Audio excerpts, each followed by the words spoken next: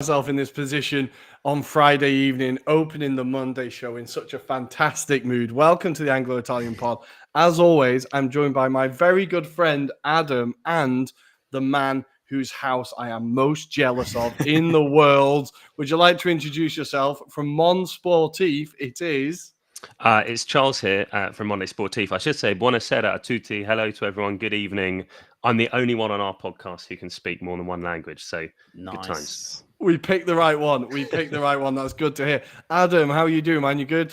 I'm doing very well, thank you. Wickham secured a very good win. One of our fans became a meme as well. I don't know if you saw the image that I retweeted, but it's basically a bloke on his phone and his missus does not look impressed. Was that the Wickham game? That was the Wickham game. So yeah, that's going to go around the world. But more importantly, mate, I'm doing really well. The weather's really nice here in the UK, and I hear in Milan it's 29 degrees, which is mental. But more importantly, mate, how are you doing as well? I am very, very good. Yeah, it's horrible. Enough hot weather. I want to feel Christmas now. I want to feel winter.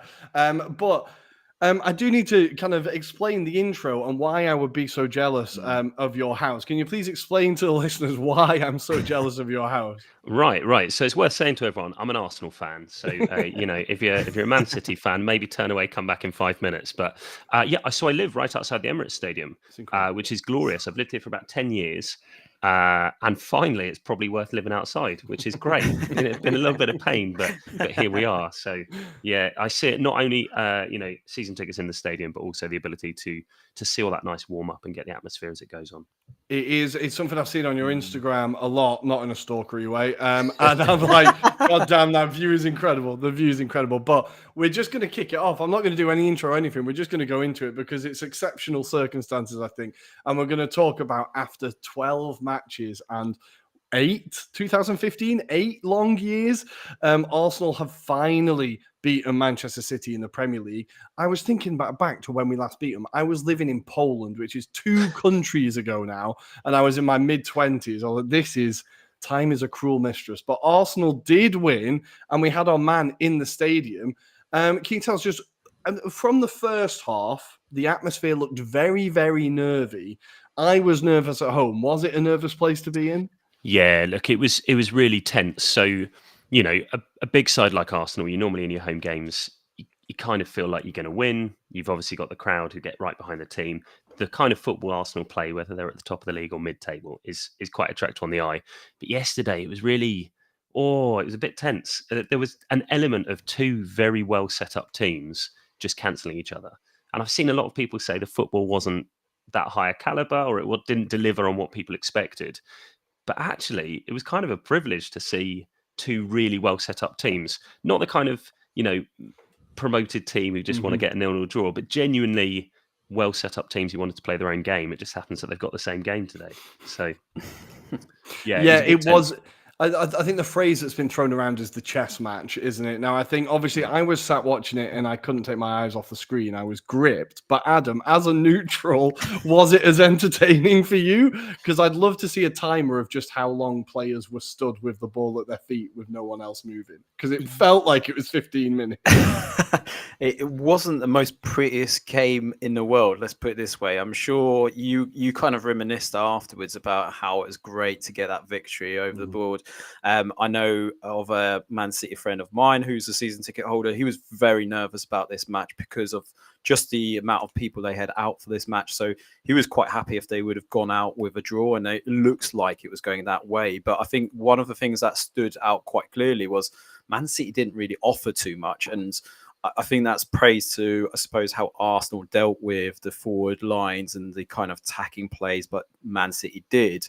But also to a degree, I felt like, Arsenal weren't as attacking at times, and it almost felt like, and I was going to put it as part of our preview or review of the game, was almost if you swap the 2 forwards for both sides, so i.e. Haaland plays for Arsenal and Jesus plays for Man City, it almost felt like those 2 would have blended in really well for both sides, because in the second half in particular, Arsenal needed someone just to hold up the ball in that kind of final third, and they were struggling to kind of build up anything in terms of attacks, whereas with Man City, we know they just need a midfielder, someone that can just Mhm. cause a distraction and, you know, pull players out of position. But I think that's testament to Arteta. He knew that that's what's going to happen, and I think they were quite regimented. I think the defense in that respect. So fair play. I think if anyone's going to cost you the match, it was going to be Raya, and luckily he didn't have too many displaced passes for this one. Almost over, Rory. Well, this is something I want to ask Trick about as well, is that I tweeted first half saying, just please bring back Ramsdale, I'm begging, because my nerves were absolutely shot. But I think Raya really grew into the game. But were you nervous with his performance at the beginning? Because I thought this is a moment, now Gary Neville was absolutely piling it on commentary, but this is a moment that potentially could like dictate a season or dictate a narrative hugely. Like, were you nervous about his performances as well? Yeah, so I mean, it's worth saying to everyone, I'm wearing a retro keepers kit. I'm definitely in the keepers union, and I like Ramsdale. He's a big fan favourite, and I'd be wrong in saying he didn't have a couple of bad mistakes, maybe over the space of about a season, but he's had some great saves as well. With Raya, though, it's a different kind of mistake. So I felt with Ramsdale, it's been about his positioning and maybe not being in the right place, being a bit uncomfortable coming forward and having that high line. That's something that Raya's fantastic at. But ball at feet, it's not arrogant, but there's an element of playing it too cool. And I think he did that a couple of times. I would say there was, it never made the highlights package. So anyone who didn't watch the game, there were a couple of times where Julian Alvarez did well to get a deflection and it nearly went in. There was also an absolutely filthy two-footed tackle. It was either from Alvarez or Bernardo Silva, where they didn't connect with the ball coming out from Raya's feet. But the guy just launched himself. It was horrific. I almost wanted him to make contact with him so we'd get playing against 10 men. But that we'll get onto that. that. Happen, was it? Yeah. We'll get onto that. But no, I thought Raya was all right. I thought he grew into confidence. And actually, the thing that really unnerved me was when Man United played against Arsenal, there was a moment where our attackers did an incredibly good job of pressing by not attacking the keeper. And he didn't know what to do with the ball at his feet. Onana, that is. Man City did kind of similar with Raya, where he basically just stood on the ball without the ball moving for 10 seconds, 15 seconds. That's nervy, isn't it? I don't know if I'm comfortable with that, but he got a clean sheet. Well, this is it. And I feel like there's a lot of and kind of going to what Adam said about the performance as well, we were much more sensible and defensively we seem much more structured now. So I think he has to make less saves than Ramsdale had to make last year. He's not been called into action as much, but I do also think that his calmness and his positioning for catching crosses is amazing. He just cuts balls out straight away. He always seems to catch them. I think there was a few moments where the ball came across the box and he just takes it and it's done. Whereas I think Ramsdale maybe dives at it, and I think he has a bit of a calmness. But yeah, the beginning of the game, I was very, very nervous for him. I think Arteta clearly talked to him and gave him encouragement at half-time. Like, no, you're doing exactly what I want you to do. Just don't let the Arsenal fans get nervy, because they get nervy at the drop of a hat, and it gets quite contagious. But let's talk about the red card, or the not red card, before we kind of give flowers to Arsenal fans or Arsenal players even. Kovacic, Adam, what on earth does he have to do to be sent off? I thought the first one was a red card. For him not to be sent off for the second one, look, Michael Oliver was in the UAE getting paid to referee games. That's all I'm saying. I was going to say there's a lot of conspiracy theories on this one now, haven't there? No, genuinely, if we're saying last week's Curtis Jones one is a clear red card, then I see no reason why this isn't. But even if you call the first one as being a yellow card, then certainly the second one should have been also a second yellow card. I see it. I don't know how he's managed to stay on the pitch. And it's just bafflement, really. I just don't understand it. I think, Man City players were getting really riled up. Obviously, Charles mentions about Bernardo Silva, and he was on the yellow card. This is the bit that I felt like maybe Arteta might have exploited a little bit more, was get those players to really push those players that were on the yellow cards and really try and get to a man disadvantage. But then you kind of think, well, they're just going to be more compact and harder to beat. So potentially played it right. But yeah, Kovacic should have definitely been sent off in my eyes. What about you?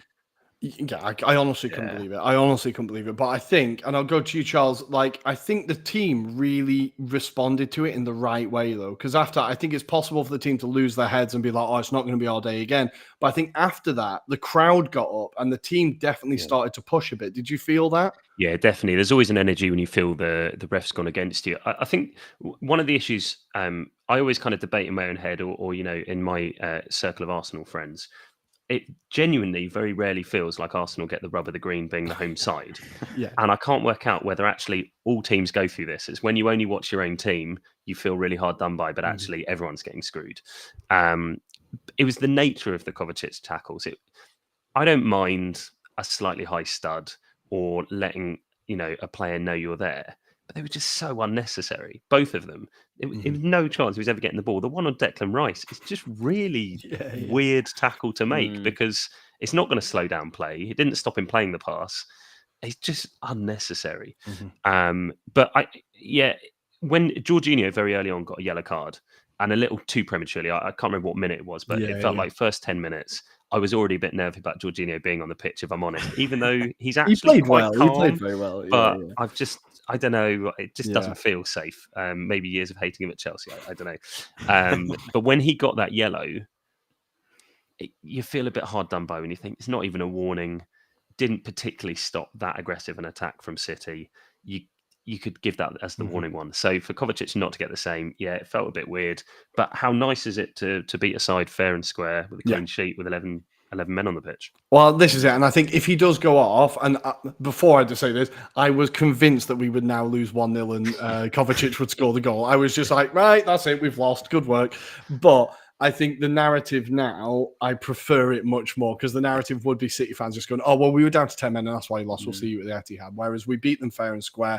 We had a tactical plan that was pulled off to perfection. And I think I've seen a lot of Arsenal fans on Twitter, which is probably the worst place to see Arsenal fans, but complaining about how boring this season is compared to last season. But I'll tell you what, I would take it hands down. Because I think last year was an incredible ride. It was emotion. It was just a dream.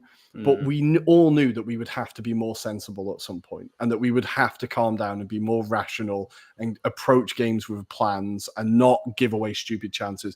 And it feels like this is really the focus of the team now, especially with our business in the summer as well. Like, don't forget, Timber should be in this team, really. He's another player that allows you just more defensive solidity. Declan Rice, I knew he was class at West Ham. And my mate, Tom Wayne, friend of the show, gets mentioned every show at the minute. He is really annoyed that Arsenal fans are claiming that Declan Rice is amazing now he was at Arsenal. He was always amazing, but I am still surprised at just how good he is. The thing he's insane. The thing that shocked me about him is just how professional he is. Like, he just, everything about him is how a good footballer should be. You know, he's going to be the kind of person who trains hard, who has something to say in the dressing room, just very professional, never chats back to the ref. Just a proper footballer. And it's a testament to him. 8 games in, no one's really talked about his price tag. That shows he's maybe worth something. Can I take an opportunity, by the way? This you publish way more regularly than Monday Sportif. I have to do a fortnightly show with them, which means I never get to give out my favourite award, which is the weekly Lifetime Achievement Award. Okay, go for it. Or Wooler, if you will. So a special mention to Nathan Ake's face. Oof. What a finish, like Mustafi levels. Very impressed. It was to perfection, and considering he missed the chance in the first half, so he definitely improved his finishing in the second half, which is always nice to see. But let's talk about individual performances. Declan Rice, I think, stood out head and shoulders above most. But Adam, I'm going to go to you. William Saliba, top 5 centre-backs in the world. He walks into any team at the moment. Discuss. It's probably hard to not include him in the conversation because I think I had a very similar conversation about a different centre-back, which we'll go into later on in the show. But certainly I feel like, he's probably up there because of what he's probably done with France as well. But I'm struggling personally. I mean, the one player that I do think is a really good defender is Militao at Real Madrid. I think that's the kind of standard that I kind of go by. But I think Saliba's just blossomed and grown over the last 2 seasons, given the kind of backdrop of he was loaned out as well, and you weren't too sure whether he'd still be an Arsenal player, and to get him back from Marseille from that loan spell, and boy, as he kicks on. So yeah, what a bit of business that was now. And him signing that 4-year contract is absolutely massive. It's just insane. But I think him, and Charles, I'll go to you, Gabriel doesn't get the credit he deserves. I think Saliba is like, he's getting all the plaudits, and rightfully so. But I think him and Gabriel are arguably, behind City, the best centre-back partnership in the league now. Like, why do you think Gabriel gets ignored? Because people just don't notice it. I suspect he's not the brightest man in the world. So I feel like it's quite possible. I feel the way Saliba holds himself, there's an icy coolness to him, and you think, he dresses well off the pitch. He doesn't really do that many interviews, and when he does, he kind of mumbles something quite poetic. And it's kind of easy to go, do you know what a great Gabriel. I just remember him losing his tooth every game. About 2 seasons ago, he kept on getting his fake tooth knocked out. So I suspect he's a bit of a clown off the pitch, and therefore it's hard to give him that credibility of like, wow, you've worked really hard, you've upped your game, you've listened to Arteta, done all that. But he's incredible, right? His work rate is phenomenal. His fitness levels to keep running back and forth. I'd say he does a lot more attacking than Saliba does. He quite often has to pick up the slack that Zinchenko leaves on the left when he kind of inverts or comes massively up. But as a partnership, it's fantastic. And you only have to look back to the first 2 games of the season where Gabriel didn't start, not only to see fans' reactions of going, what's happening here, but the performance level has gone up at Arsenal, and it's such a better settled defence, an all-round kind of package now that Gabriel's back. So yeah, Rolls-Royce partnership, very happy with it. It just needs to start winning stuff now. But yeah, like it. Touch wood, fingers crossed. But the last thing I want to mention is the goal as well. Genuinely well taken by Martinelli. He made a difference when he came onto the pitch. Absolute live wire every time he comes on. He is another player I think doesn't get the credit he deserves. He got 15 goals in the Premier League last season. He's one of the best left wingers in the league. But I also wanted to talk about, Adam, are we going to see Tomiyasu as a centre forward going on from here? Because that was a tactical tweak I did not see coming. But what a bring down and what a run! Yeah. It clearly distracted the Man City team, didn't it? Because they weren't expecting it. But yeah, I think I forgot about Martinelli not being on the pitch up until that point, because obviously, again, Arteta was quite clever. He kind of stuck with kind of solid, trackable players, I'd say. Do the defensive duties, and obviously he kind of had it in his mindset last 20 to half an hour minutes on the clock that just inject that kind of pace. I think if obviously Saka was fit, it might have been a different story perhaps in terms of the lineup, but I think he played a masterstroke by getting Gabriel Martinelli not to start off and obviously inject that pace, and I think that really did kind of hamper Man City. They just didn't have the personnel to deal with him, and I think in that very instance it was just a sucker punch to them, because you saw how they kind of were really deflated and they couldn't really react to it in time, because there was 4 minutes left of normal time before it went into injury time. And yeah, Arsenal just managed the time really well. So fair play, but yeah, really good. And like you say, to your point, yeah, he's very underrated. Unfortunately, it's just because of who he is, I think, sometimes. Yeah, and because Saka's on the other side, he gets all the headlines, I think. But we need to talk about City. Obviously, they were missing Rodri. They were missing Kevin De Bruyne, 2 huge misses. So the midfield from last season of Rodri, De Bruyne and Gundogan, none of them played. I think that makes a huge difference. But I do think Pep needs to find a way to get the most out of Haaland, because everyone's making a lot of... And I know that's stupid to say because he scored a lot of goals, but in the last couple of games, without Kevin De Bruyne, without the width, they played with zero width, no crosses coming into the box. Haaland had nothing to feed off, nothing to really do. Yeah. Obviously, his overall play wasn't great. I don't think his hold-up play was particularly great. His playmaking wasn't great. But, Charles, do you think that Pep needs to find a plan B? Because that's 3 games now. Newcastle in the Carabao Cup, Haaland did sod all. Does he need to find alternatives to get the most out of this? Because he was as anonymous as Nketiah was on the pitch. We could have switched forwards and it wouldn't have made a difference.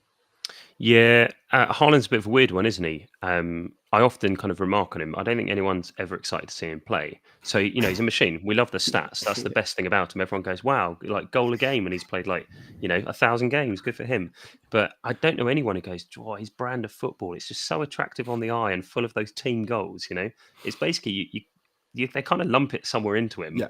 and he breaks the net from 6 yards out with his head, with his feet, flying volley, doesn't matter, and does a goal celebration. Yeah. But he's not really he's not really a team player. I mean, No. he's impressive. I love him. He's great. But they do need something different. But isn't what a world we live in where people can start mentioning injuries as Man City as though it matters, as if they haven't bought like 3 squads. It's the first time I've ever heard anyone suddenly go, oh, they didn't have so-and-so. Nearly every team in the Premier League who faces them doesn't have so-and-so. It's only that they're losing now. I think it's the first time in 5 years they've had back-to-back losses. And, I'm hoping for a hat-trick in the next one. So, yeah. Fingers crossed. We're actually going to leave the game there now. I think we've done 20 minutes. I also just want to say, I'm not condoning this behaviour, but Samir Nasri was apparently in the stadium yesterday, and an Arsenal fan took umbrage to this and tried to attack him. Wow. I'm not condoning this, but I also don't know who invited Samir Nasri back into the stadium. Yeah, we don't a bit of a want random him one. back. And also a last final word on Kyle Walker getting rattled by the Arsenal coach, which was just... Oh, beautiful to see. The way Man City behaved at the Emirates last year when they beat us, they kind of had this coming. So I'm absolutely delighted that Jorva tried to do the Spalletti and force a handshake. And Kyle Walker had to get ushered out by an ex-Marine, which is always great to see. So we're going to leave Man City Arsenal there. Absolutely beautiful. Loved that. Adam, we're going to go to Old Trafford, where youth product Scott McTominay and Scottish superhero manages to bring some of his international form back to Old Trafford and gets the equaliser and the winner. How many cracks does this paper over for Manchester United? I mean, it's not even like toilet paper on those cracks, is it really? To be fair, it's that bad. But yeah, Man United were absolutely terrible at this game. Casemiro for the first one. I mean, how easily he gets displaced for that kind of pass. And, when you're thinking about the 2 people that rescued you were the players that you were going to sell, so Maguire as well as McTominay.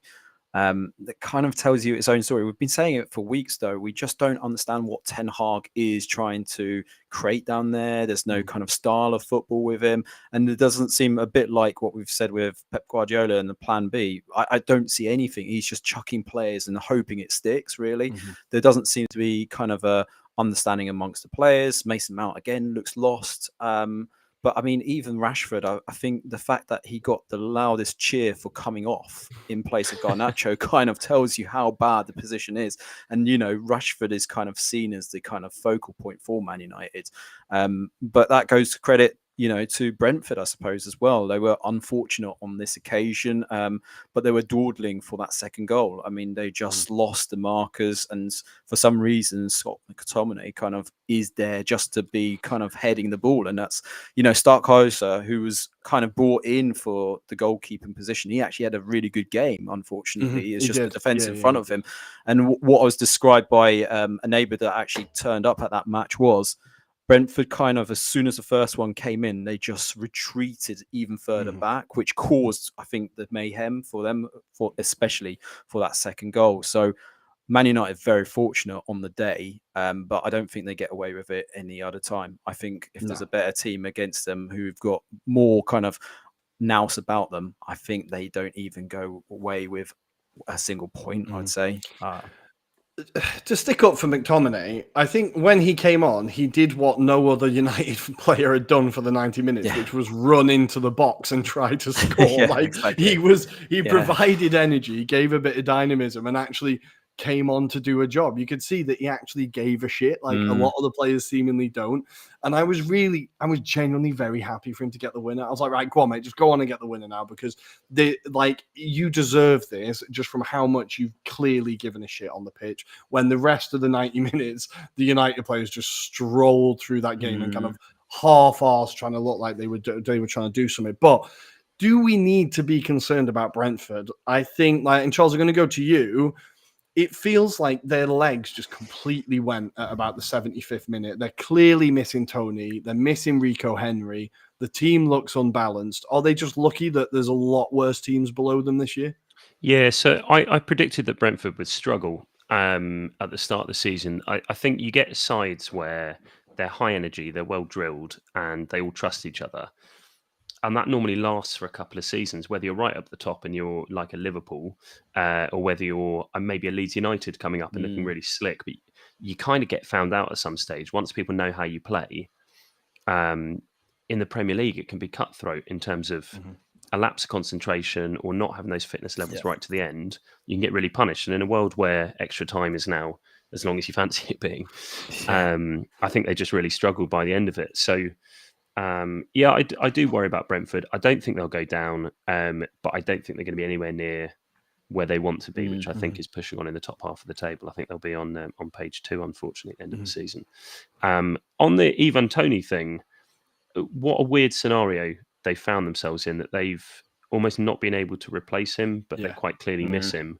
And seemingly, I don't think he wants to play for them anymore, which...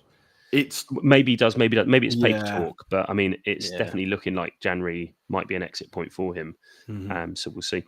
Yeah, I think the fact they've not got that money for him to replace him is just such a kicker in it. And I think Umbuemo and Wissa are both very exciting, like on their day, great players. They just haven't got that consistency. And I think Umbuemo had a few chances this game where he could have done a little bit better. Like Wissa got lost as the game went on. I feel like, they've just not got that consistent threat that they've had. But Adam, do you think there's actually a roof or a ceiling for Brentford? Because they tried to go pretty hard in the summer. Like they offered a lot of money for Nico Gonzalez from Fiorentina, but the players don't seemingly want to go there. Do you think there's like how can you improve?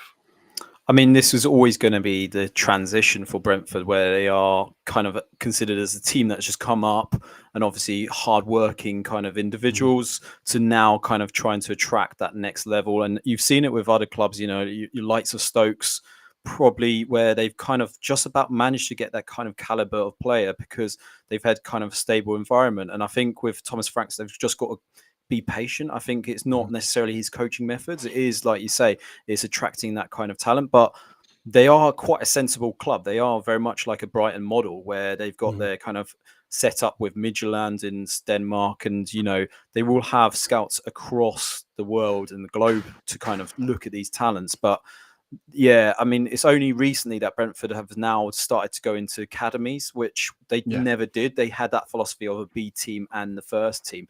So they've obviously diversified in that respect. So it might take a little while before they start seeing the fruition of that. But if we're talking about attracting those kind of players, it's going to take 1 or 2. Now, they were lucky when they got Eriksen, right? They managed to pull off Eriksen because of that Danish link. Perhaps that's maybe where they need to kind of dive into, because obviously you've seen how Rasmus Højlund's kind of blossomed. There is some talent pool in Denmark, but it's potentially maybe trying to attract those that aren't necessarily big old scale names, should we say? And maybe, what I sometimes miss is those kind of players that are close to the retirement, in their 30s, where they're looking for one solid club where they can get a pension, one last ride, or whatever. Yeah, exactly. So they need someone like that, a Simon Kjær, for example, Rory, or someone of that kind of. I'd have that all day. Just to attract those big names to kind of say, this is Brentford, we are a big club. That's what it needs sometimes. So potentially they just need to crack that one signing, someone like that would bring a bit of a spark. But I can't think off the top of my head who could be that player. Go on. Do you know what, Adam? You haven't compared their situation potentially to Stoke. I've never been able to get it out of my head that Eric Maxim Choupo-Moting did Stoke, then PSG, then Bayern. Maybe that's the kind of signing they need, or maybe they already have someone at the club. Maybe Aaron Hickey's going to be lining up at left back for Real Madrid sometime soon. Who knows? We can hope so. We can hope so. I do also, not just because he's Irish, but I've been very impressed by Nathan Collins. I think they spent a lot of money on him, but he's done really well. And him and Ayer together, I thought, again, until the 75th minute, they were outstanding. And then the defense fell apart, but a really good defensive partnership there, I think, is blooming. But we're going to move on there. Sorry.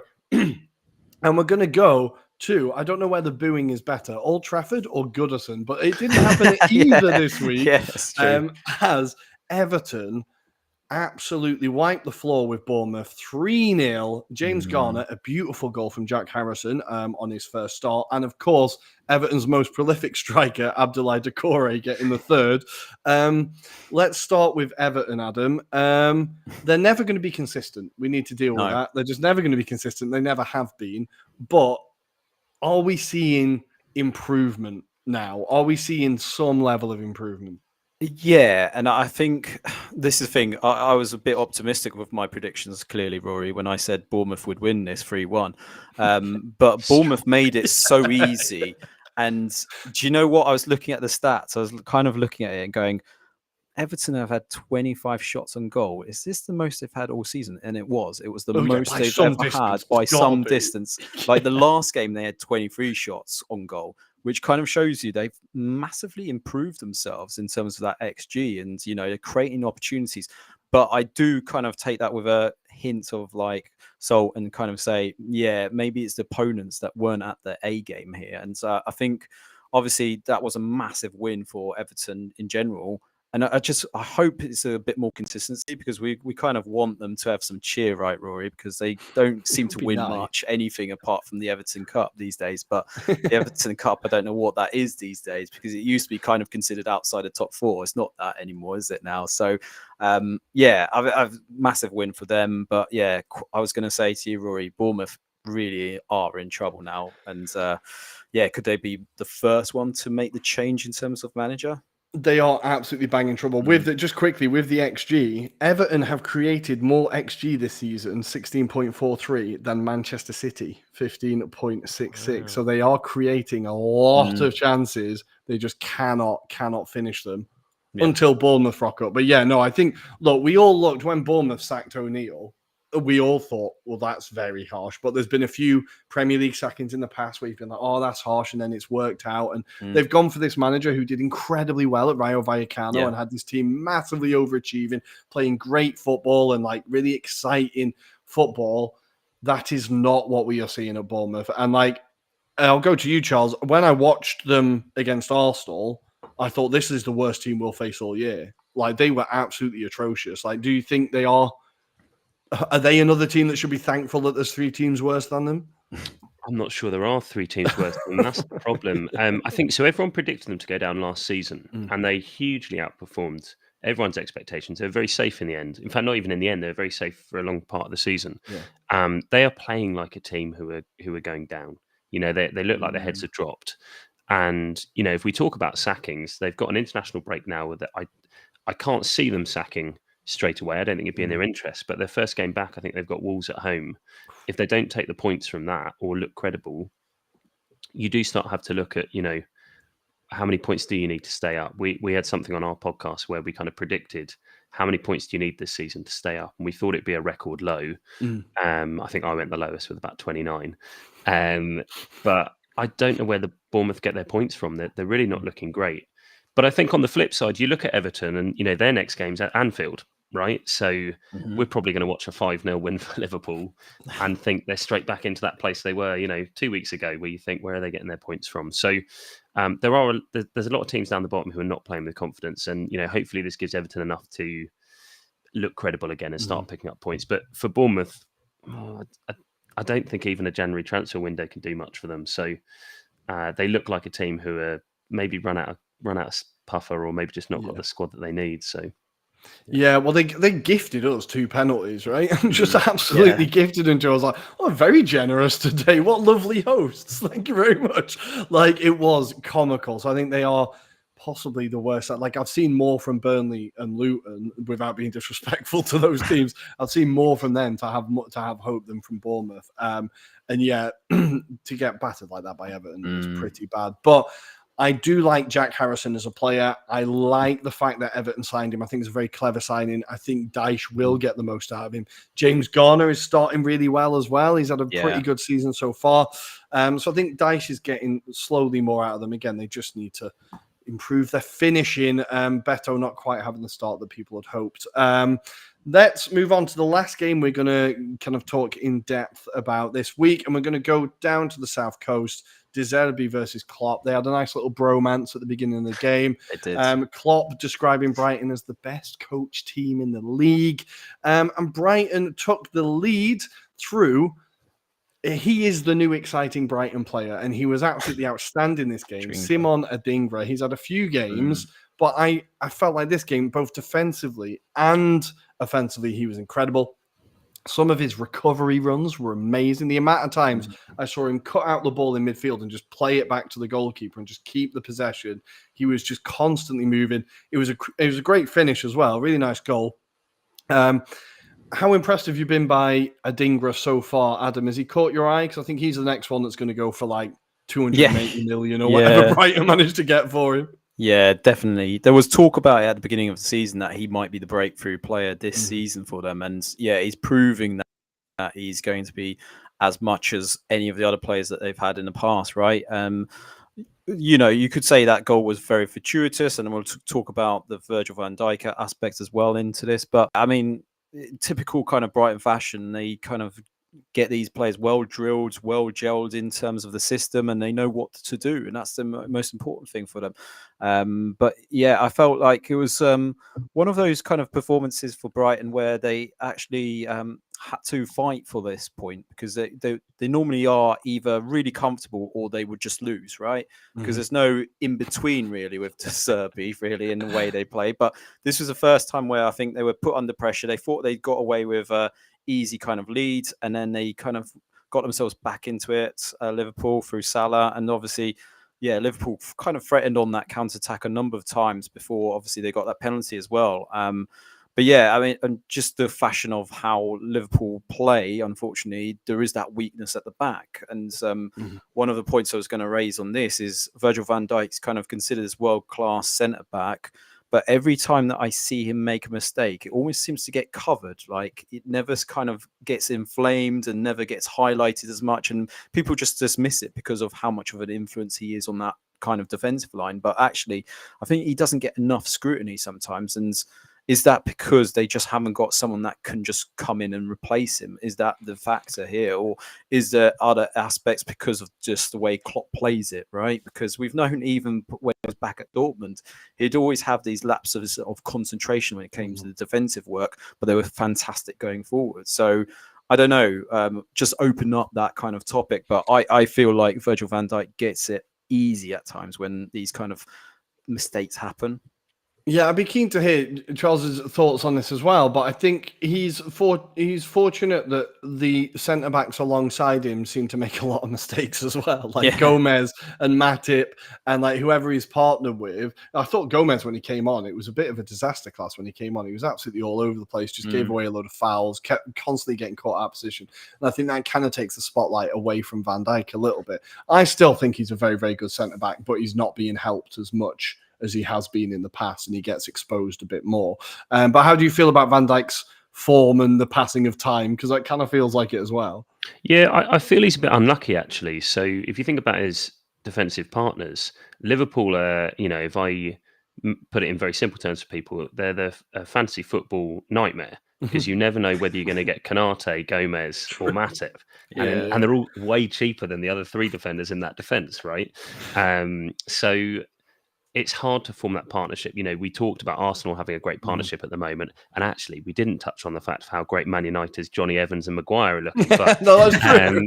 It is what it is there. But I feel it is hard to get that trust and that gel when I can't think of the last time they went 3 games in a row with the same centre-back partnership. And actually, I don't know what it would be. I assumed it'd be Konate, but we don't always see him even when he's fit. He's sometimes on the bench. So he's past his best, right? Van Dijk, I think we all agree he was, at that level where he can be best ever centre-back and all of that. But unfortunately, he's maybe in a defence that isn't quite working. Alisson does a lot of work for them, doesn't he? He does. He might as well be the centre-back, right? yeah. Pretty much. He does fish him out of shit a lot, Alisson. Like, he pulls off something. Even the Spurs game, he pulled off 2 or 3 saves that were outstanding. But we do need to give Brighton their credit. They got the goal to equalise towards the end through Lewis Dunk. And I just think that it was good for them, as you said, and to have the kind of steadying of the ship. A kind of, okay, we've not scored a load, we've not conceded a load, we've just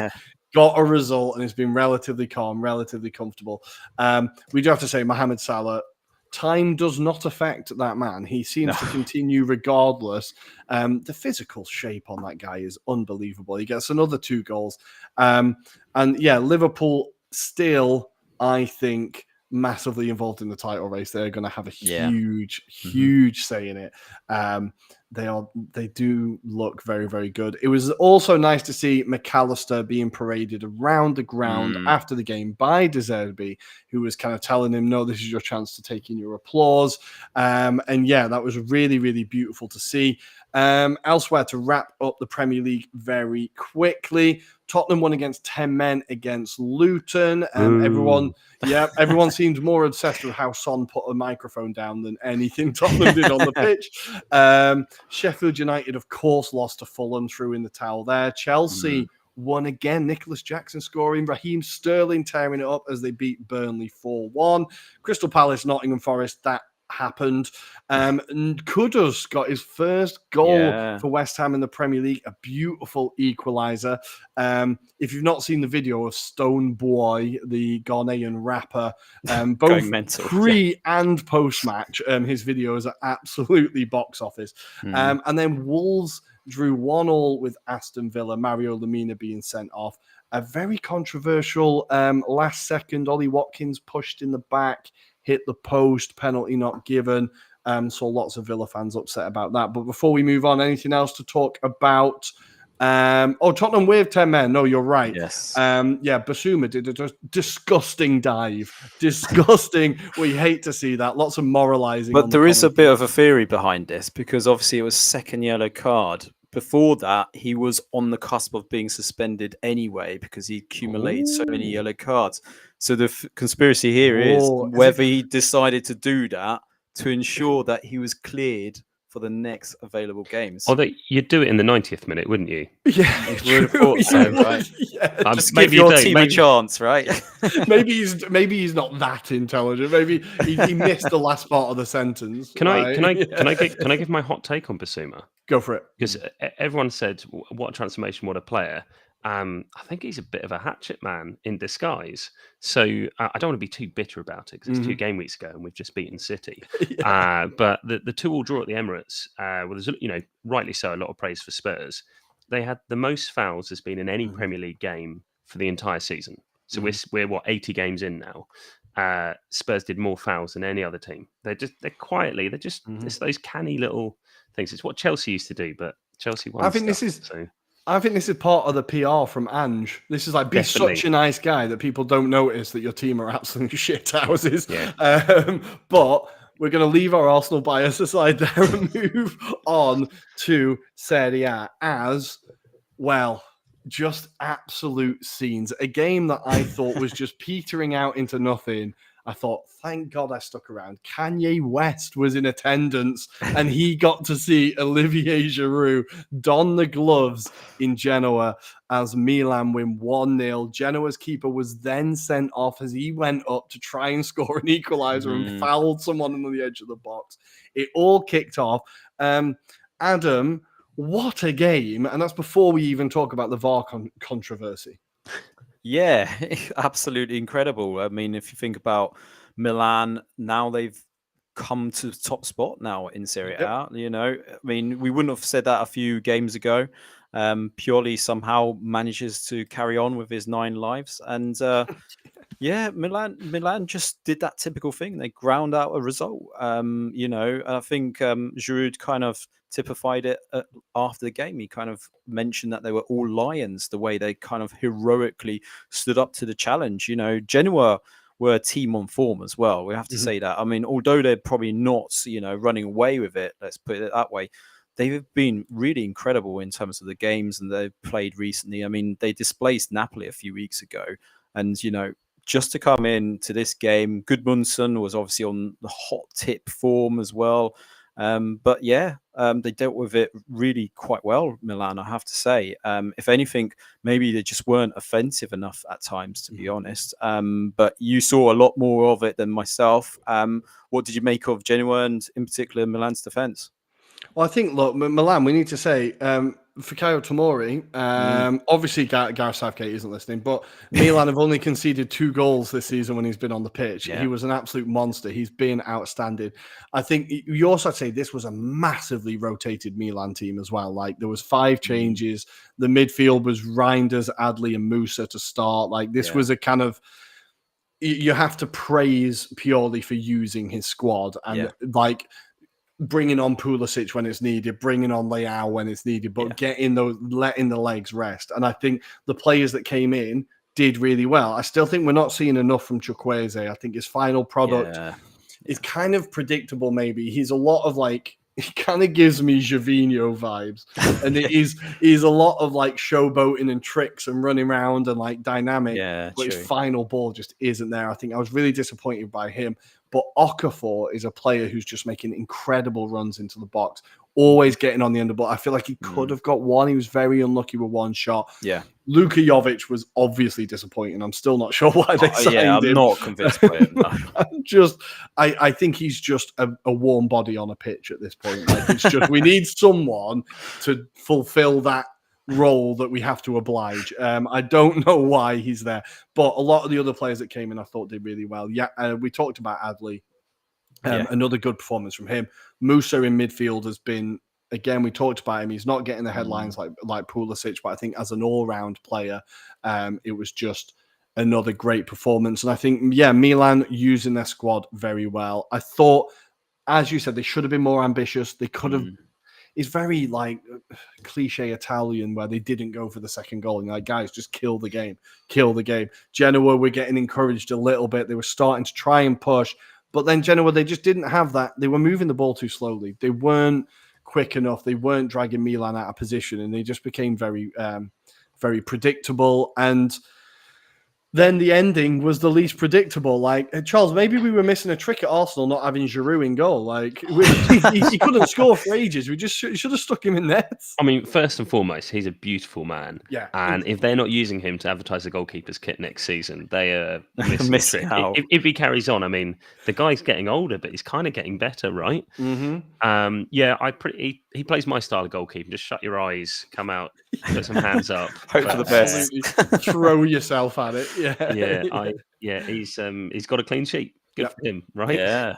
One more than Andre Onana. Just needs to be said. One more than Andre Onana. Yeah, I think they're the kind of matches that you remember when you win a league title. And I think the way Milan is shaping up, they've accumulated a lot of points, right? It's one of those things where they could easily have dropped points here.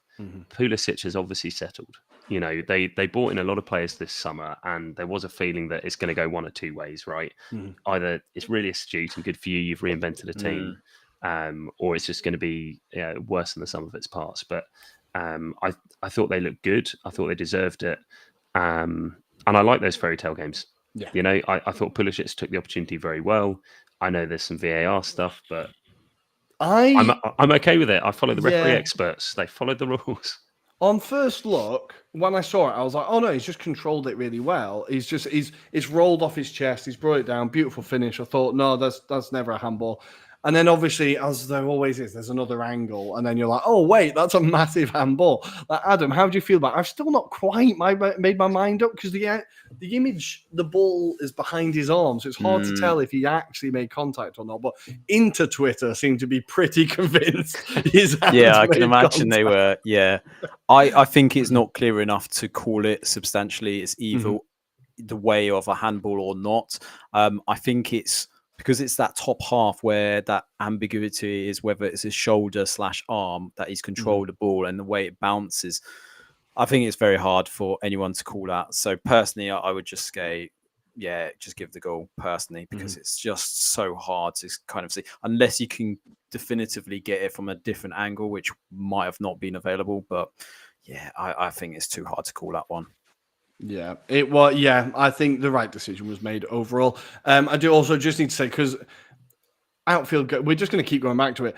Olivier Giroud lining up the wall as well for the free kick, trying to act like he knew what he was doing was really, really beautiful. He was there for like 10 minutes trying to like get it sorted out, and then it just like freakishly bounces off the crossbar. Like, yeah, all planned out. See, you're in the exact right place.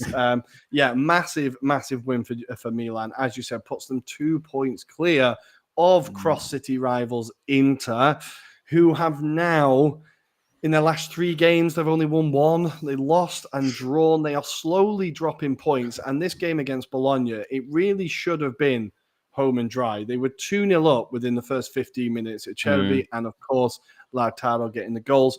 But they just allowed Bologna to get back into it. My guy, Riccardo Orsolini, scoring again. Bologna just absolutely transformed with him in the team. I love it. And Adam, we jinxed him, of course. Joshua Zirkzee gets his first goal of the season. Beautiful little goal. But before we heap praise on Bologna, let's talk about Inter. We've talked about them not being clinical enough in games. This is seemingly an issue now. Yeah, and it's not for the lack of trying, is it? To be fair, I think this is a thing. Like, you could look at that game and kind of say, well, they're not clinical enough, but actually they had plenty of chances. I think what probably frustrated Inzaghi more was the way that they kind of gave away the goals. If it wasn't for those kind of 2 goals that they gave away quite cheaply, if you think about the penalty incident as well as Zirkzee, who we have to say that composure was incredible. I mean, I didn't know where he was going to go with that ball eventually, but the way he kind of just calmly slots it into the corner was just insanity. But also Bologna, you have to give credit as well, the way they fought back from this. And, you know, they've got this kind of little spark halfway through the season where they kind of put it on. They just turn it on, don't they? They just seem to just be so comfortable with each other and the way they play. But massive frustration for Inzaghi, because you know he wants to get this Scudetto. He wants to get this title because he doesn't want to be labelled another cup manager. I mean, they are massively disappointed. And I said at the beginning of the season, yes, they might look like the favourites, but they do have a wobbly in them. And unfortunately, they are just getting into that position. But props to Lautaro. I mean, that goal was a thunderbolt. And he's a third player in Inter's history to have scored double figures within 8 games as well. Some record that guy is. And everyone moans about him not being clinical enough, yet he's top of the goal scoring charts, isn't he? I think this year that cannot be leveled at him anymore. No. I think last year there was patches where he disappeared a little bit, but this year he seems like he's on a mission. And he has, like, I think the advantage that Inter have is that they are the one team who seemingly have that striker in Serie A. Like, you look at Milan, they don't have that striker who's going to get you 30 goals. Juve thought they did, but they don't. Like, Fiorentina don't. Napoli did, but now they don't. Like, Charles, do you think that Martinez could be the difference if he continues this form? Because, as I said, nobody else has that talismanic bags man. I think one of the things Inter have really struggled with is they're a high possession team. If you look at the game, they had 600 passes, which to put that in comparison to anyone who doesn't kind of read passes figures, why would you, I suppose? Arsenal and Man City both put in about 500 against each other. The kind of tiki-taka teams, small triangles, will get about 500. So for Inter to have 600 with an 87% pass accuracy, that's phenomenal. And that normally equals a lot of goals. So although Martinez has been clinical, as a team, you need to get that ball in the back of the net and you need to see off those games, because if you're that dominant and that far ahead in that midfield kind of battle, you really, we should have been seeing 4 or 5 goals, if I'm honest. So maybe it's a confidence thing. Maybe they need to play their way into some better form. I'm not sure. They clearly are getting goals. They're top goal scorers in the league. It's great. But you've got to see off teams when you're that dominant. Otherwise, it will just come back to bite you. And you've not really got that much you can learn from it.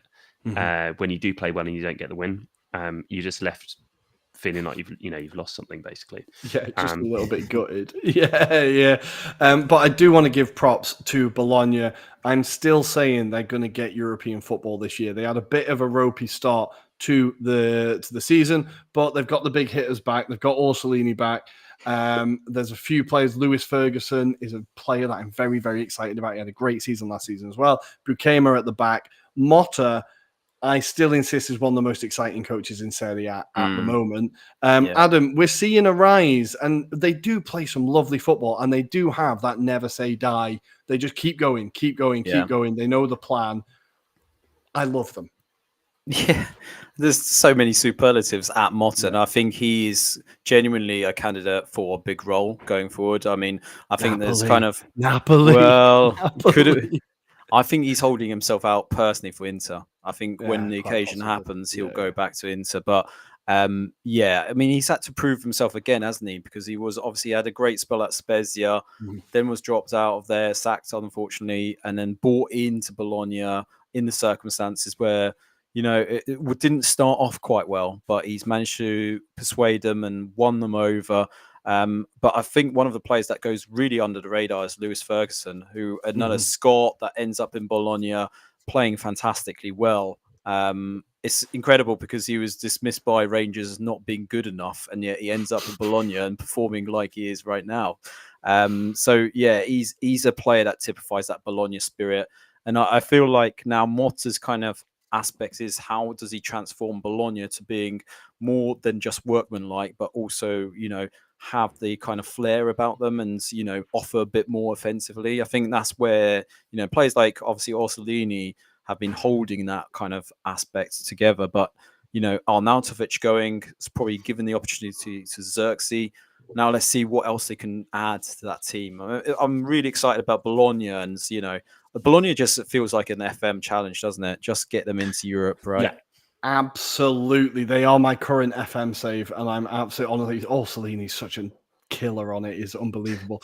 But yeah, they've got a really, really interesting recruitment going on there, because they've got Marco Di Vaio as the sporting director. 2000 Serie A fans will remember. And Giovanni Sartori. Now, I think he's the technical director. He worked at Napoli, I want to say, and he worked at Atalanta. So they've got some really good, sensible staff upstairs that are bringing in some really exciting young players. So a team to definitely keep an eye on, and giving Motta the patience that he deserves. Like with Spezia, they were doing very well with him for a bit until they weren't. And it's good to see him. It's good to see him getting time to improve this squad, because they're a very, very exciting team to watch. So Bologna 2, Inter 2, lovely stuff. We're going to move on to probably the game of the weekend. Almost definitely the game of the weekend. Adam, you sat and watched it. Some lovely Sunday evening viewing as Napoli get embarrassed at home. The rumours are starting again. Rudy Garcia's head is on the block. It seemed like he'd saved himself. Napoli 1, Fiorentina 3. You struggled to sum up this game in 3 minutes. It was absolute chaos. There was just too much to unpack in 3 minutes, unfortunately. Genuinely was an incredible match. Napoli started off the match really poorly, and invited too much pressure from Fiorentina, but that's also credit to Fiorentina and the press that they kind of continued throughout the whole duration of the match. It wasn't just for that brief period in the first half. I mean, they were so good. Within 7 minutes, Josip Broccolo gets a loose ball that hits the crossbar. You were mentioning, Rory, that was your best impressions of being in goal for your five-a-side equivalent. That is me in goal when someone turns around to me and goes, "Get in there." I'm like, oh, for God's sake. He just half threw his foot at it, and then the ball comes out and he just opens his legs. Like it was the And if it worst wasn't that bad goalkeeper. enough, Di Lorenzo also gets a nick on it before it actually gets into the net as well. Awful. But yeah, I mean, I think if the game was summed up by one kind of aspect of the game, or particular scene that I saw, was Osimhen's frustration with the way that they were playing. So many times he was like doing the press and going, "Where the fuck is everyone?" Everyone was like behind the ball. They weren't supporting him. And I think the kind of scene that clipped it off was when he was taken off. I mean, he kind of visibly takes off his mask in disgust. He looks like a man that if Rudy Garcia doesn't get sacked, then he's wanting to transfer out of there in January. He's had so much grief from the current management as well as Garcia's management on the pitch. I mean, it's just so frustrating for him because, you know, this isn't the Napoli that we associated from last season, but this man isn't the person to have in that squad. And ironically, it was Italiano, and the way that they played was really impressive. That he should be Is the what man you that's should have actually won. down there. Yeah, exactly. That's what they Basically, could have this is the played. thing. Yeah. But we have to also give credit to the players that Fiorentina have, like Duncan and Artur. Artur, a player that we dismissed. Well, I dismissed. You didn't. I'm so happy. I'm so happy, honestly. But based on his Liverpool games, you know, you wouldn't have thought that was him. And then obviously Coyote on the right back duties. Incredible. I was looking him up in terms of his age. He's only 19 years old and he looks incredible. And I heard today, I spoiled it for you, Rory, but apparently Arsenal scouts have been looking at him. He looks like a potential player that they might be taking a bid on. And if they do, that'll be a fantastic right back for Arsenal because he looks so mature. And he gave, you know, Kvaratskhelia, who we're talking about being that creative spark on the left-hand side, very quiet. It was isolated, and Coyote did really well. And even when Kvaratskhelia had a run on him, he defended really well. He didn't seem like he struggled at all, and you wouldn't have guessed it for his age that he was so mature on the ball. But yeah, I mean, you know, there's so many aspects to look at as well, Rory, because, you know, Fiorentina with a second, Bonaventura, I think he's scored 5 goals now past Napoli. I mean, this is just incredible. 35 years, right? That guy's like, I love how old players in Serie A, it's just timeless, man. I absolutely love it. I absolutely love it.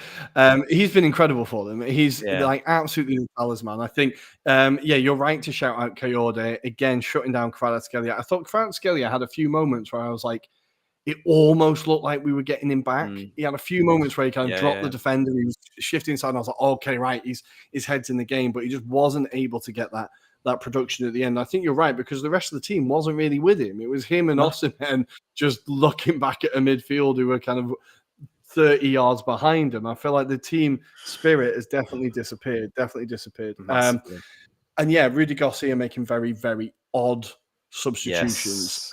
So he takes off, needing a goal, taking off Osimhen and Lobotka. And Zielinski, obviously. The two sparks, really, and all of a sudden, shock, the game completely, their threat dies. I think Simeone had one chance at the end that he kind of got close. But, Charles, I don't know, your attitude towards Rudy Garcia, we're really not impressed with him in general. Why do you think it's a battle now between him and the talismanic striker of like, I'm going to show you that I'm boss? Because there's no other reason to really be taking him off.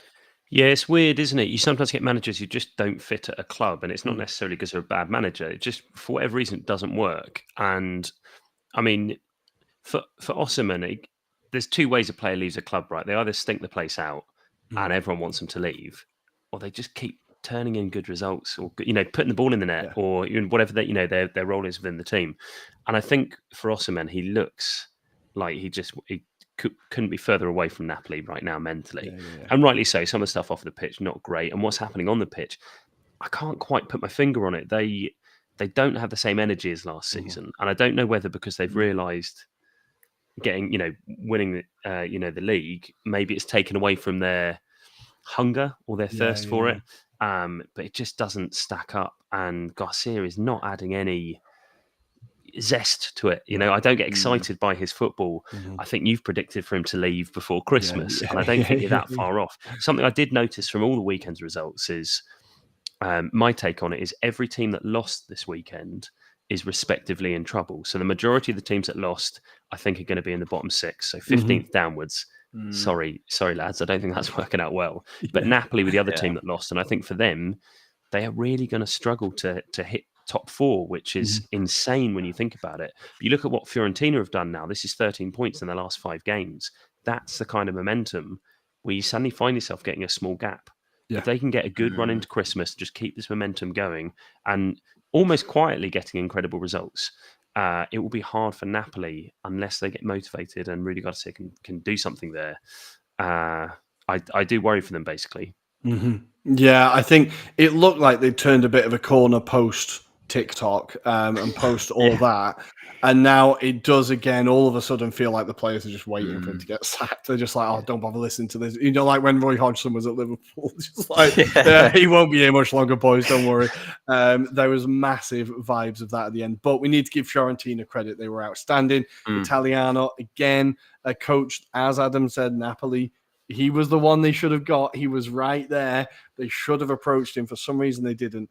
And yeah, they're quietly and slowly, their squad is looking very, or their starting 11 is looking very strong. I think Brecalo from Torino gets his first goal. Very clever signing from Torino, a player who'd kind of been quietly doing his business as Torino do. Bonaventura, again, outstanding. Arthur in midfield. I thought this move would be his reinvention because there's no pressure. There's just like, he's a player who's played at these elite clubs. He's probably won the Champions League because he was at Barcelona. Like, he's done all these things and he's going into a club that's just like a slight level down. Sorry, Fiorentina. And he's just bringing everyone up with him. I think it was a really good performance from him. And Parisi as well. Both the wing backs were fantastic. Like, Parisi's another player at Empoli we've been very excited about for a while, right, Adam? Yeah, he's been one of the most consistent dribblers last season from a left-back position.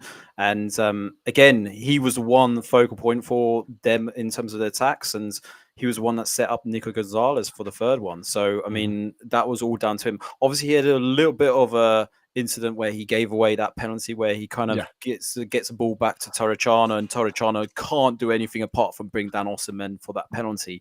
But yeah, I mean, I thought otherwise his game was really solid. And that's probably the one tweak that you'd say is just getting that consistency right in terms of reading the game properly.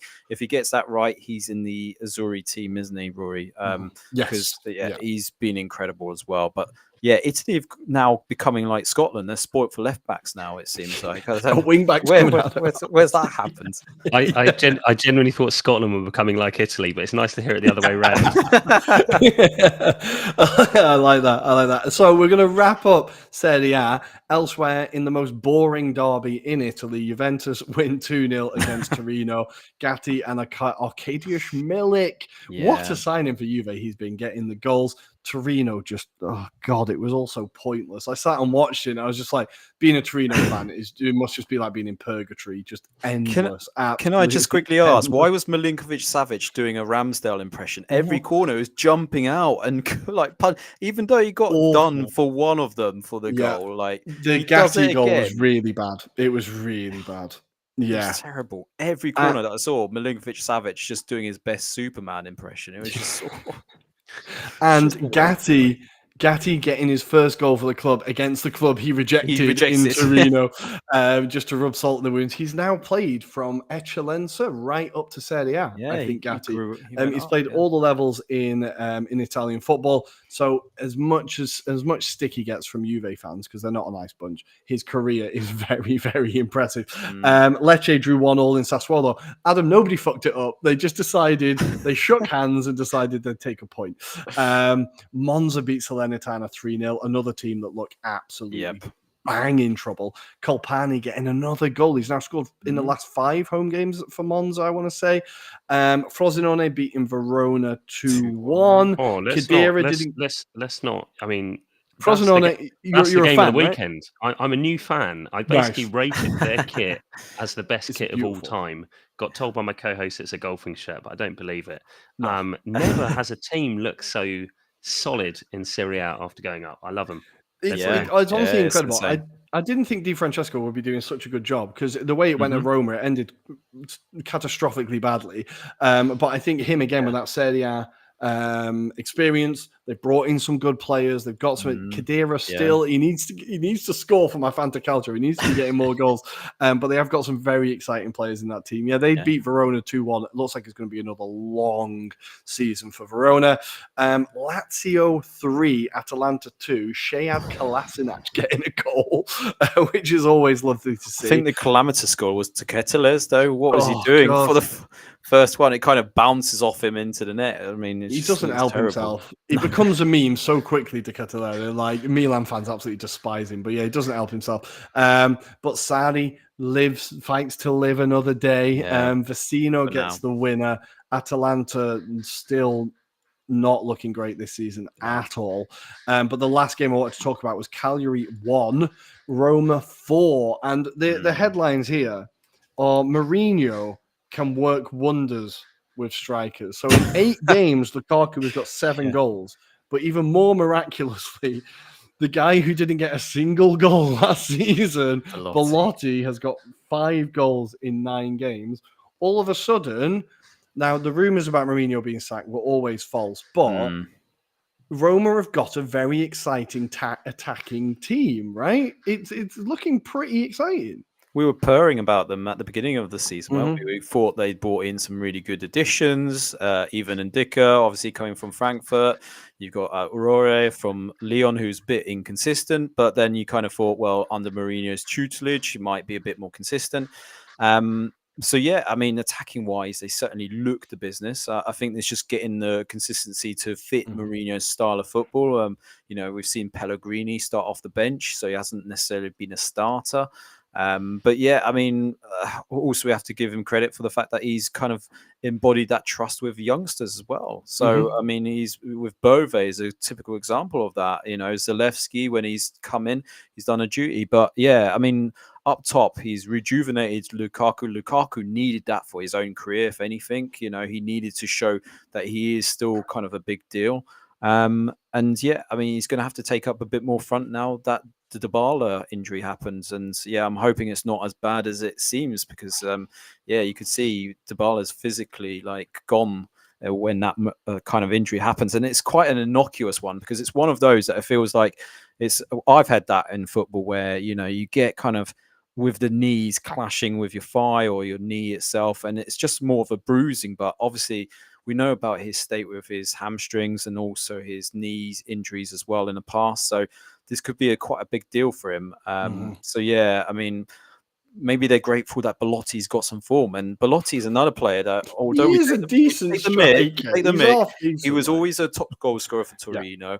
And I think last season he was probably carrying an injury, which is why he did so badly for the majority of last season. I was surprised he was still there, to be fair, for this season. But I think Mourinho just trusts him because he can see that he actually gives a damn. He wants to be there. And that's what Mourinho likes. He likes players that will fight for their careers, wants to be part of it. And maybe this is the trust that he's getting. He's being repaid with goals now. And let's see where it takes him. But I don't see that being the formidable kind of lineup for every game. I mean, those 2 against Calgary are terrible sides. They're going to get relegated at this rate. And Ranieri, I'd be surprised if he's still in the role. So, yeah, they should have just let Barry go up. They cheated. They beat Barry in the last 5 seconds and they put in these performances. Honestly, I'm fuming. But if you've not seen it, it's from the Europa League, but the post-match conference interview with Mourinho where he brings in, now I want to get his name right, Francesco D'Alessio, the 19-year-old. Have you seen this? Yeah. He brings him into the press conference and he says, this guy was on the curva. He's been Roma all his life. Yeah. He used to stand outside the training ground begging the players for autographs, and now he's playing in front of the... He's Mourinho knows how to do PR. He knows how to play up to the cameras. Doesn't he? But you see moments like that, and I think I retweeted it just saying sometimes he is just a lovely bloke, and you're like, I bet you are decent to go for a beer with. I think he is genuinely a decent manager in that respect. He's got that kind of man management skills, hasn't he? Go on, Charles. He's always struck me as he'd be a good dad, wouldn't he? He'd be very fair and actually quite loving behind the scenes. Yeah, I absolutely love that interview. But guys, we are gonna leave it there. I think for this week we've covered it all. We've come up to a international break, another one. I know. We're going around so quickly these days. We've got 2 weeks off. We are, of course, still going to be coming here. We're going to figure out stuff to talk about. We're going to have to find. Of course, we are. I'm going to rant about how England are insisting Bukayo Saka plays for a good 20 minutes. That'll fill 20 minutes, right? But Charles, thank you for coming on to the show. When our viewers and listeners want to find out what you do, where do they find you on social media? Well, first things first, what a delight to be on a show where the pronunciation of names and teams, places, superb. Well done. Thank you. You can find me on socials, Chuck Davey, or failing that, Monday Sportif. I'm sure you will leave that in the show notes, and I'm sure I shall be getting involved with that. But yeah, absolute privilege. Lovely to be on here, and what a weekend of football it was. Mate, absolutely great to have you on. Thank you. Adam, anything to say before I send these lovely people off? No, great episode as ever, and we'll see your faces very well soon. Beautiful. Well, guys, thank you for joining us. You can hit the like and subscribe button roughly around here. You can follow us on Twitter at Italian Anglo Pod, on Instagram at Anglo-Italian Pod, and on TikTok at Anglo-Italian Pod. We will be back. We will see you on Friday. Grazie e arrivederci. Ciao, ciao.